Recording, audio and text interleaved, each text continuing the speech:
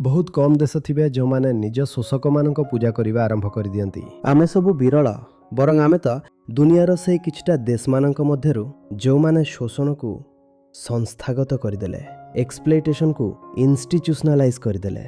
ଏହା କହିକି ତୋ ଜାତି ଏମିତି ଯେ ତୋର ଶୋଷଣ ହେବା ଦରକାର, ଆଉ ତୋର ଲିଙ୍ଗ ଏମିତି ତୁ ଜନ୍ମ ହିଁ ହୋଇଛୁ ପତି ପରମେଶ୍ୱରଙ୍କ ଗୋର ଚିପିବା ପାଇଁ। ତାଙ୍କ ଇଚ୍ଛା ପୂରଣ କରିବୁ, ପିଲା ଜନ୍ମ କର, ଏ କର ସେ କର, କାରଣ ଏ ବ୍ୟବସ୍ଥା ମାନ୍ୟତା ଧାରଣା ପରମ୍ପରା ଅନ୍ଧବିଶ୍ୱାସ ଏସବୁ ଉପରେ ଆଧାରିତ। ପ୍ରଥମ ବିଶ୍ୱଯୁଦ୍ଧ ସରିଲା, ଭର୍ସାଏର ସନ୍ଧି ହେଲା। ସେଥିରେ ଜର୍ମାନୀକୁ କୁହାଗଲା ଯେତିକି କ୍ଷତି ସବୁ ଦେଶର ହୋଇଛି ତୁମେ ସେ କ୍ଷତି ପୂରଣ ଭରିବ, ଯେତିକି ପଇସା ଲାଗିଛି ଲଢ଼େଇରେ ସେ ସବୁ ତୁମେ ଭରିବ। ଆଉ ଜର୍ମାନୀର ଯେଉଁ କ୍ଷେତ୍ର ଥିଲା ସେଗୁଡ଼ାକୁ 3-4ଟା ଦେଶରେ ବାଣ୍ଟି ଦିଆଗଲା। କେହି ଟିକେ ନେଲା, କେହି କିଛି ନେଲା। ଯାହା ବି ହେଲା ସେଥିରୁ ତାଙ୍କୁ କ୍ରୋଧ ଆସିଲା। ଏଇଟା ଆମକୁ କ'ଣ କୁହାଯାଉଛି? କ'ଣ ଆମେ ନିଜ ଅପମାନର ଫାଇନାନ୍ସିଂ ନିଜେ କରିବୁ?